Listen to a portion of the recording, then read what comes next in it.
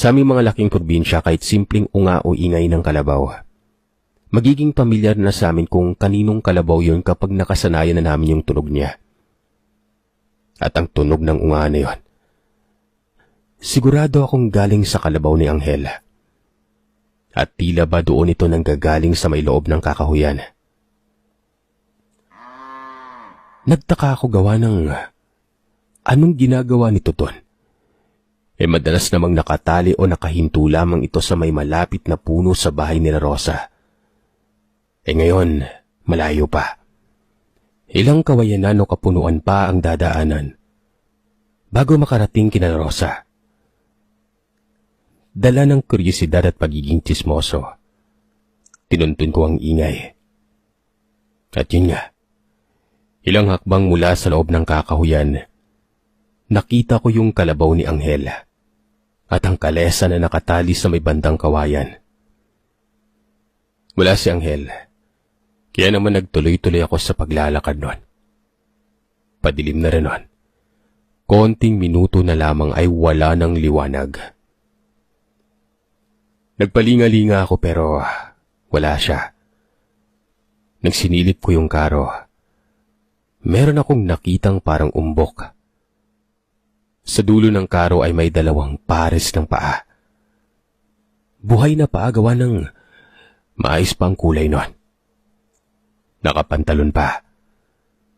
Tapos yung talampakan ng paa na yun ay medyo maputik. Sa tabi nun ay yung mga dahon-dahon at mga bote na sa tingin ko ay parang bote ng langis. Tiningnan ko yung paa hanggang sa makarating ako sa hita na gumagalaw-galaw pa. Parang pag-aari ng taong tulog nun. Ang pinakabandang taas ay natatakpan ng sako at mga tela at uhay ng palay.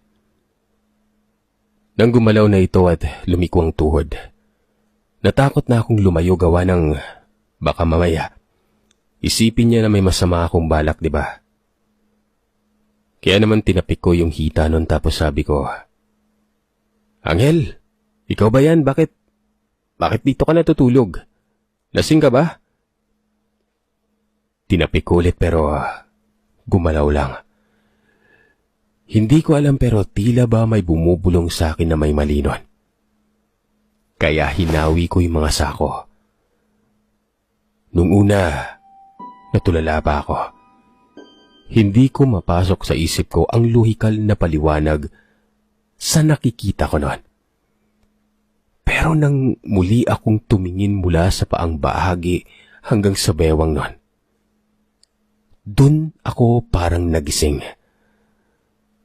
Pambabang katawan lamang ang naroroon.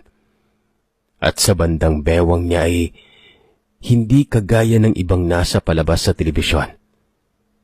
Wala kang makikitang laman o dugo o atay na nakalawit doon pero para lamang siyang mangitim-ngitim na nagtutuyo o naglalapot na parte.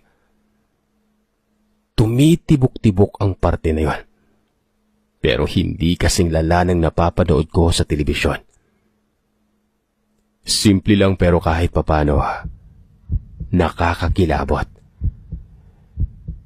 Ang nasa isip ko noon ay isang uri lamang ito ng engkanto. Mga laman lupa o di kaya maligno. Yung mga maihahalin tulad mo sa mga lumulutang na kabaong o mga santel mo. Pero nagkamali ako. Tumakbo ako dali-dali. Halos maihina ako sa salawal ko.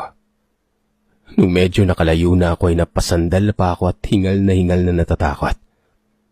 Sa isang puno ako pumwesto para akong hihikain. Nang walang ano-ano, may malakas na pagaspas akong narinig.